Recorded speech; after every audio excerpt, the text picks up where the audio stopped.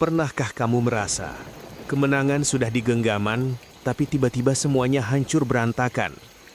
Di tahun ketiga Hijriah, sebuah tragedi besar terjadi di kaki Gunung Uhud.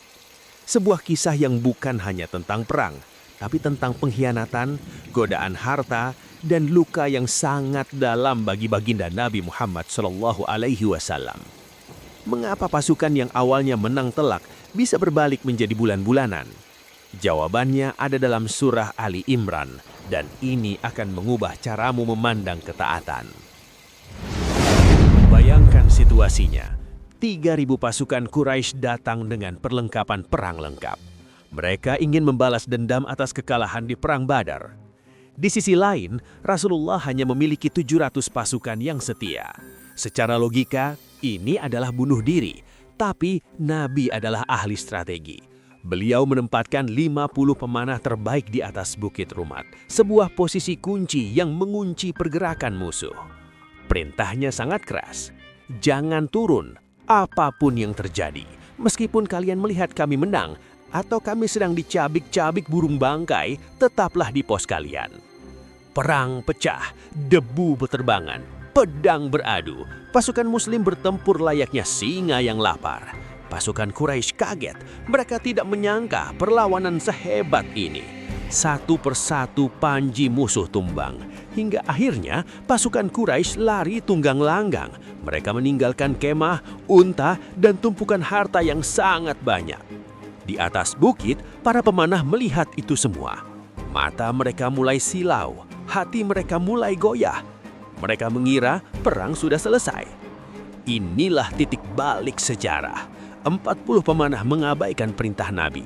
Mereka turun dari bukit demi mengejar harta rampasan. Hanya Abdullah bin Jubair dan segelintir orang yang bertahan. Namun, di balik bukit, ada seorang kavaleri jenius bernama Khalid bin Walid.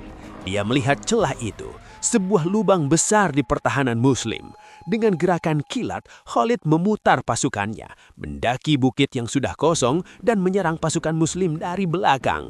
Kemenangan berubah menjadi pembantaian dalam hitungan detik. Kekacauan luar biasa terjadi. Pasukan Muslim terjepit di tengah kepulan debu. Sebuah teriakan jahat terdengar. Muhammad telah terbunuh. Berita itu meruntuhkan mental para sahabat. Nabi Muhammad terkepung. Beliau terpelosok ke dalam lubang. Wajah beliau terkena lemparan batu hingga gigi beliau patah. Dan darah suci mengalir di wajah. Di tengah kecamuk perang yang membara, ada satu sosok yang paling ditakuti oleh kaum Quraisy. Dia adalah Hamzah bin Abdul Muthalib, paman Nabi yang dijuluki Asadullah, singa Allah. Dengan 2 pedang di tangannya, Hamzah menerjang barisan musuh layaknya badai yang tak terbendung. Tidak ada satupun prajurit Quraisy yang berani berhadapan 1 lawan 1 dengannya. Namun, di balik sebuah batu besar, sepasang mata mengintai dengan dingin. Dia bukan seorang pejuang yang mencari kemuliaan, melainkan seorang budak bernama Wasyid bin Harb. Wasyid tidak tertarik dalam perang ini. Dia hanya tertarik pada satu hal, kebebasan. Hindun binti Utbah, seorang wanita Quraisy yang menyimpan dendam kesumas karena ayahnya tewas di Perang Badar, telah menjanjikan Wasyi kemerdekaan jika ia berhasil membunuh Hamzah. Wasyi adalah ahli pelempar tombak dari Ethiopia. Dia menunggu, bersabar dalam bayangan, menanti momen ketika sang singa lengah. Momen itu tiba. Saat Hamzah sedang melumpuhkan seorang prajurit musuh, Wasyi keluar dari persembunyiannya. Dia mengambil ancang-ancang, membidik dengan presisi mematikan, dan melemparkan tombaknya dengan kekuatan penuh. Tombak itu meluncur deras dan menghujam tepat di perut bagian bawah Hamzah hingga menembus ke belakang. Sang singa Allah terhuyung-huyung. Ia mencoba bangkit dan melangkah ke arah Wasyi, namun kekuatannya habis. Hamzah bin Abdul Muthalib, pelindung Rasulullah, jatuh tersungkur ke bumi Uhud yang panas. Ia gugur sebagai syuhada. Tapi kekejaman tidak berhenti di sana. Setelah Hamzah wafat, Hindun binti Utbah datang menghampiri jasadnya. Dengan hati yang dipenuhi kebencian, ia melakukan tindakan yang sangat menyalihkan. Ia membelah dada Hamzah dan mencoba memakan hatinya. Inilah luka terdalam dalam sejarah Islam. Ketika perang usai dan Rasulullah menemukan jasad pamannya dalam keadaan yang mengenaskan, beliau menangis sejadi-jadinya. Beliau bersabda dengan suara bergetar, "Tak pernah aku berdiri di suatu tempat yang membuatku marah dan sedih selain di tempat ini. Di tengah hujan panah dan sabetan pedang, posisi Rasulullah Muhammad benar-benar terancam. Pasukan musuh mengepung dari segala arah. Di saat itulah cinta yang sesungguhnya diuji. Sekelompok kecil sahabat yang tersisa berlari, melompat ke arah Nabi dan menjadikan tubuh mereka sebagai perisai hidup. Abu Dujana membungkuk melindungi tubuh Nabi. Pungkuknya dihujani anak panah sampai ia tampak seperti landak. Tapi ia tak bergeming sedikit pun agar Nabi tidak terkena satu panah pun. Talhah bin Ubaidillah menangkis pedang dengan tangan kosong hingga jemarinya putus demi melindungi Rasulullah. Di saat luka-luka itu menganga, Nabi Muhammad tetap mendoakan umatnya. Ya Allah, ampunilah kaumku karena mereka sesungguhnya tidak mengetahui. Walaupun terluka parah, Rasulullah tidak menyerah. Beliau berhasil dievakuasi ke celah gunung Uhud yang lebih aman.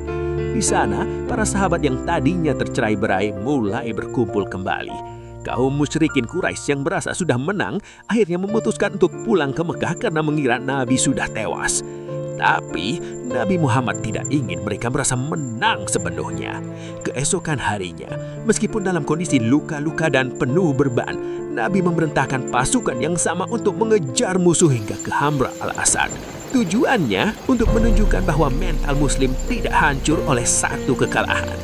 Musuh pun gentar dan terus melaju pulang tanpa berani menoleh lagi.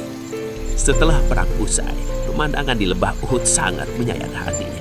70 syuhada gugur termasuk Hamzah bin Abdul Muthalib. Sehingga Allah, para sahabat menangis sejadi-jadinya melihat kondisi paman Nabi tersebut. Di saat hati mereka hancur, Allah menurunkan ayat-ayat menjunjung dalam surah Ali Imran. Allah mengegur secara halus. Apakah kamu mengira bahwa kamu akan masuk surga padahal belum nyata bagi Allah orang-orang yang berjihad di antara kamu dan belum nyata orang-orang yang sabar? Allah menjelaskan bahwa kekalahan ini adalah ujian untuk menyaring siapa yang benar-benar beriman dan siapa yang munafik. Mengapa Allah membiarkan ini terjadi? Surah Al-Imran ayat 152 memberikan jawabannya. Di antara kamu ada orang yang menghendaki dunia dan di antara kamu ada orang yang menghendaki akhirat. Uhud adalah pelajaran abadi bahwa satu ketidaktaatan bisa merusak seluruh perjuangan. Sebelum kamu menutup video ini, coba tanyakan pada dirimu, bukit Uhud mana dalam hidupmu yang senang kamu tinggalkan demi mengejar dunia? Jika kisah ini menyentuhmu, bagikan ke orang lain agar menjadi pahala jariah. Sampai jumpa di kisah selanjutnya.